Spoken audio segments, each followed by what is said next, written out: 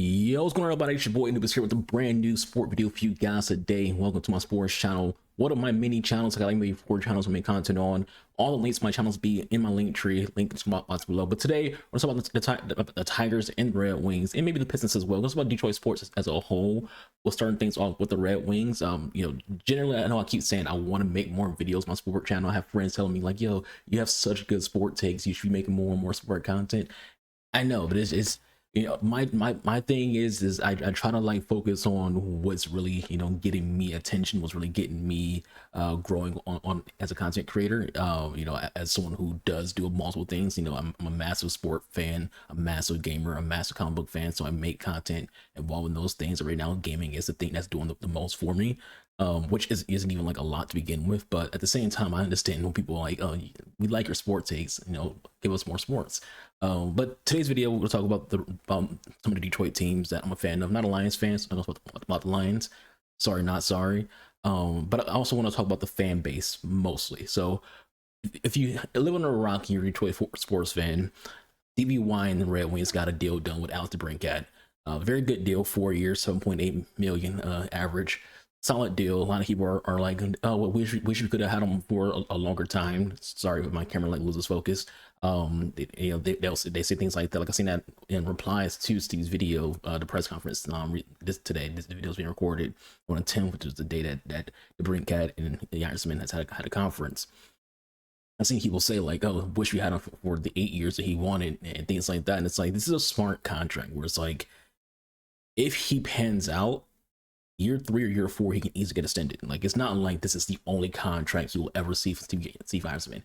He could potentially be amazing for all 4 years, and then within year 4, he can be like, "Hey, you're still performing at a high level. We'll give you another 2 or 3 years if that's what you want." And so that's possible. It's not like this is the only contract this guy would ever get. DeBrincat's only 25 years old. I think he just turned 25 this year. Could be wrong.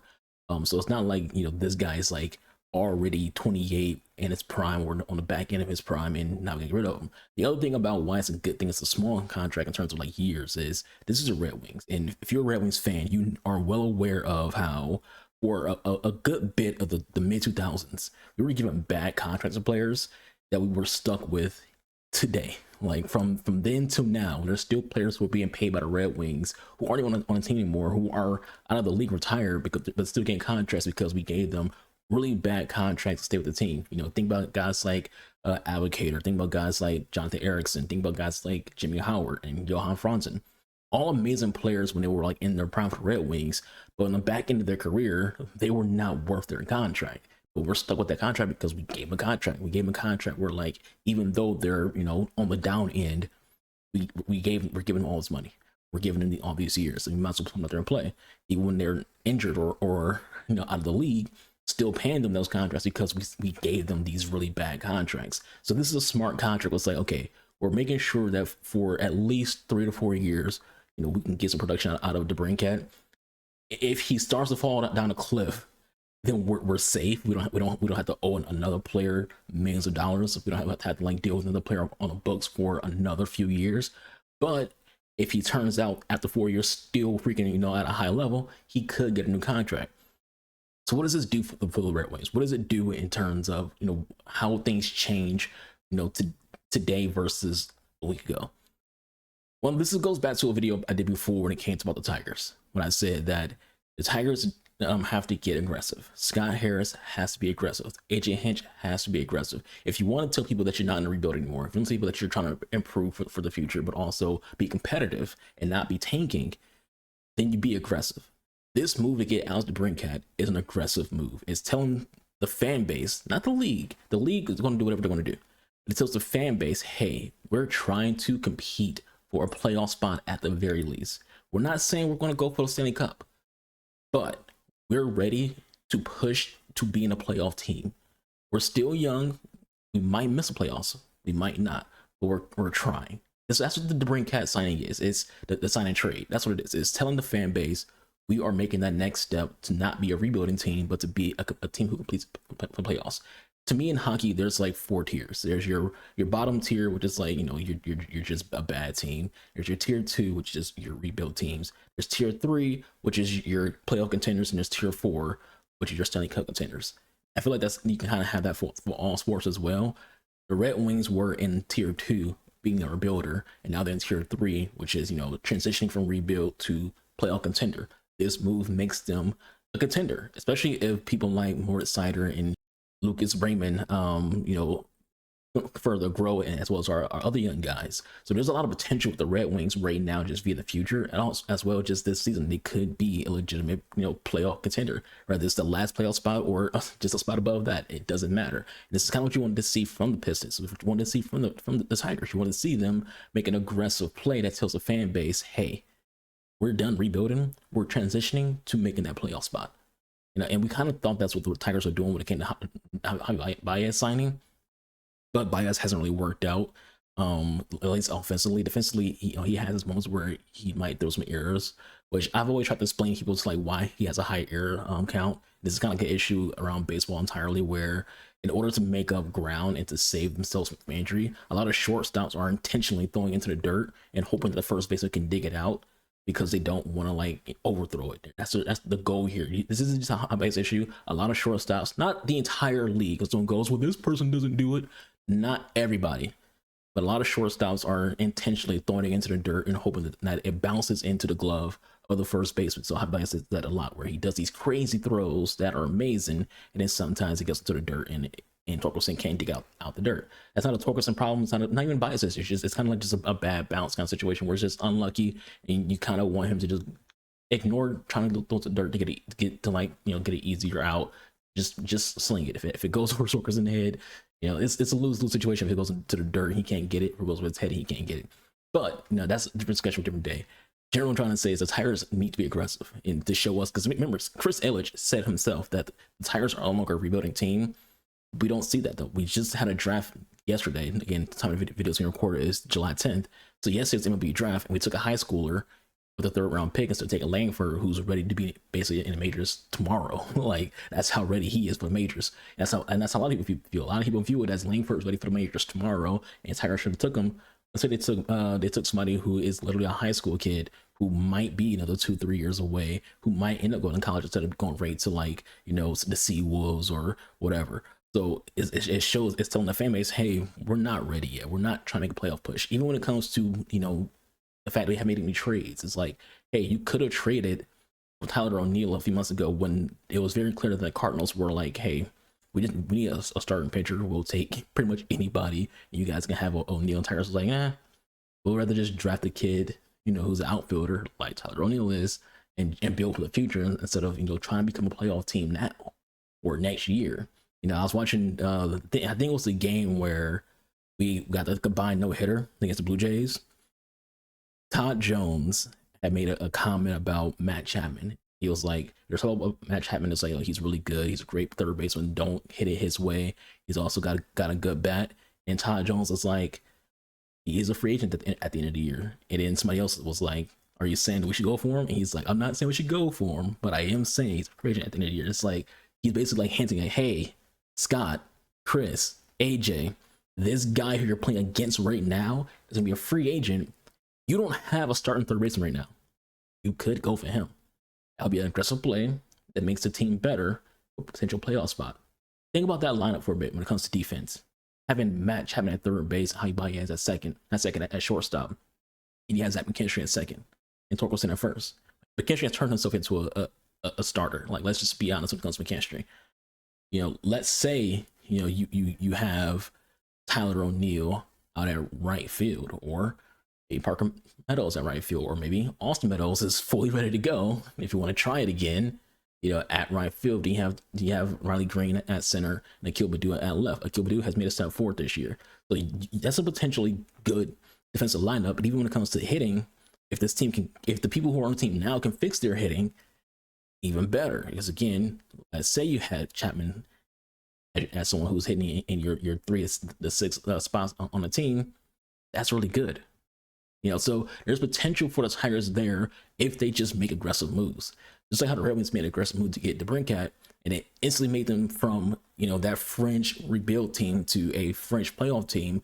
Making small moves could make the Tigers a freaking rebuilding team who's pretty awful. to being a playoff team who isn't, going to make a splash. It might be a first round exit, but they'll at least be respectable and be a playoff team. And that also leads to the Pistons. I said it before. Weaver has to make an aggressive play. You can't just sit here and just stockpile draft picks after draft picks and just rebuild it forever, which it has been basically all the Detroit sports teams for the last few years. It's just nonstop rebuilding for all of them. And sometimes that's how it is. Sometimes rebuilding just takes a while. Sometimes rebuilding won't be a couple of seasons. Sometimes it'll be longer. It's just how sports is sometimes. But you do want to see the GM make an aggressive play to go, okay, I feel like we have a talent right now to make a move.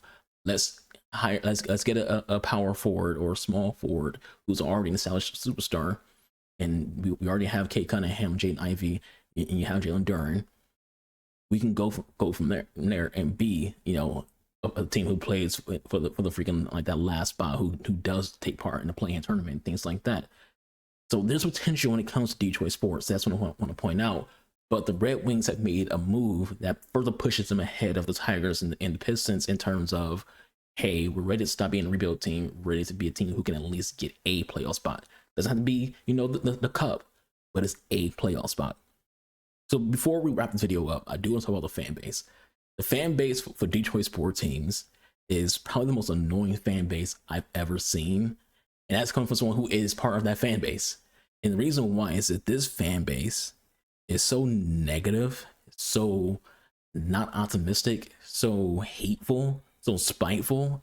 It's ridiculous. Like, I'm a firm believer in what you put into the universe puts back out for you. If you're putting out all this bad energy, yeah, the team's gonna suck because the players feel the energy. The players feel the fans in the audience like not giving a fuck about them or hating. I mean, you can say they make all this money, blah blah blah. They should be able to do. Shut up. What they make is irrelevant to how you should act. And it got really bad for the Tigers because throughout their series against the Blue Jays were like packing Comerica Park. This is a home Tigers game. All 3 games in the series, the Blue Jays had more fans in the crowd. Yes, Canada's right there, but it's our freaking ballpark. It's our team. How are we being outnumbered in our ballpark? Are we Chargers? That's the only team I could think of, or the Coyotes as well. Who basically their fan base is non-existent, and you see more away team jerseys in the stands than you see home team jerseys. We got to do better than that. Like, it shouldn't. There's the last game we had against Blue Jays. Even Craig Monroe was like, "Hey, there's so many Blue Jays fans out here." And it's like, that's not a good thing. We shouldn't want to see that. And going on social media and badmouthing all the players, that does nothing but make other players not want to be a Tiger. Yes, it's frustrating as hell to we're losing games. They're frustrated too. It's probably why they're having a bad season, because they're all frustrated. It's annoying. As someone who's an athlete, who's plays sports, I know, like, when things aren't going well for me, it's frustrating. If it's going wrong for Javi Baez, he knows. Watch the press conference after the games. He knows he's having a hard season. He knows he should have had, a few hits. He knows that he's swinging at some pitches he shouldn't have swung at. All of them know it. So you being on Twitter and calling them trash, DFA this person, DFA that person, that doesn't help. It makes them, they want to be part of the team to begin with, because, like, why would you want to be part of a team and have a team win when the fan base sucks? When the fan base is nonstop negative, when the fan base won't give you any freaking love for, like, small things. I had an argument on Twitter with someone over Torkelson, who's like, Torkelson's trash, send him down. And then Torkelson had like a really good game, and I was like, this is what Torkelson is. He can have good games if stop being so hateful. Then he had a bad game the next game, and he was like, Torkelson. Then the next game, Torkelson had a good game. The issue with Torkelson isn't he's bad, it's consistency. He will have a good game, then a bad game, then a good game, then a bad game. He's a young player. And when Riley Green came back, him and Riley were basically the life of the team in that series against the Blue Jays. So it's like, you don't have to be so negative and so, it's just annoying. Like, even when it comes to the Red Wings, during the press conference, Stevie Wine, like, I literally just finished watching it, in a comment, someone's like, cool, we got DeBrincat, won't be in the playoffs for another 3 years. It's like, where's your optimism? Like, why are you so hateful? It's your team. Where's your team pride? Like, give them some juice. Give them some love. If they struggle, they struggle. It's sports. People struggle. No one in baseball is batting 500. No one in baseball has a 0.00 ERA. Hell, there's some pitchers out there who are considered great pitchers who have a 3 ERA right now, and we kind of just give an excuse of, hey, it's the first year of pitching clock. They're getting used to things. It'll drop down next year after they're done using the pitching clock. Like, there's excuses given to good pitchers who have a higher than normal ERA. Not Tigers fans. Tiger fans like, oh no, that he's garbage. DFA him right now. It's like, you gotta be better. Like, that's my thing when it comes to like this fan base. You just gotta be better. Like, yeah, I get it. I'm frustrated. I've been on Twitter before, and I was like, I want to boycott watching Tigers games if they don't get the shit together. I want to boycott watching Tigers game if they don't freaking send down Nick Madden. That was a tweet that I made. And it literally picked on Nick Madden. But at the same time, a few months before that tweet, I was saying Nick Madden, he's just having a bad string of things. He was our most clutch hitter at the beginning of the season. He saved a lot of games for us. He was doing decent at third base. Then he just got worse and worse and worse and worse. And I was defending him. And then I got to a point where he had like a really, really bad game. I was like, okay, we need to send Nick Madden down, hold the best for him. Even when we DFA'd Scope, I was like, Scope is a great second baseman. He just hasn't been hitting well. And Andy Ibanez and Zach McKinstry and Zach Short are all just doing just as good or better than him on defense, but also are all hitting better than him on offense. So it sucks that he has to leave. He's a great leader. He's cool in the clubhouse. But this is sports. It's business. And if you're not producing, you do have to go. But if the fan base can at least be happy for people who had a good time, who did good things. Like, even when I say like right there, I mentioned that Scope has had a bad couple years, but I also mentioned that he's been a good teammate, that he's been someone who people are looking up to, and that he is still, regardless of how his offense has been going, a really good second baseman. You can be positive, but also criticize. It's very easy. I do reviews. I do gaming reviews. I don't do movie reviews, but I do reviews. And when you give reviews, you're being critical. You're going to mention bad things. You mention good things. That's okay. It's okay to criticize things, but it's about how you do it. And it's about how often you do it. You don't have to be hateful all the time. You can be optimistic. You can, hope the best for your team. You can hope for the best for your players, and you can, show them some love, even when they're having off days, because you know how much better they actually are than that game that they just had. Like Alex Lang. Alex Lang cost us that game against Blue Jays. The Tigers were going to win that series. We lost the last game because Alex Lang walked somebody in a very silly way, and then gave a 2-run home run. We all know Alex Lang is a beast. Are we going to write his career off because of the one game where he had a bad walk and then he hit a home run? No. We're going to say that the next day when he has to close, Lang is back, baby. He's so good. But we don't have that for every other player. The Tigers fans are very picky. Like, they'll pick certain players who can't be criticized, like Riley, like Scooble, like Alex Lang. And they'll pick players who they'll hate no matter how good they do something. Baez, Torkelson, Scope, who's now gone. They did it with freaking Soto last year, even though he was an all-star and had like all these good saves. He was in the top percentage of the league when it comes to saves. They still gave him hate just because the games where he didn't have those good saves. I just want this fan base to be better. I don't want our fan base to be looked at as a bad fan base. I want our fan base to be looked at as a great sports city, as a great sports state where people want to play for the Tigers, the Red Wings, and the Pistons or whoever, because they think the fan base is really good and they love the energy. Because sometimes energy equals wins. If a team's feeling the fans, they get excited. And they start performing at a higher level because they have all these people around them who are giving them reasons to be a good player. But with all that said, if you did think about watching, I hope you all have a good day. Y'all enjoy yourselves, stay safe, be kind of one other B-boy, Nubis, my here. Deuces.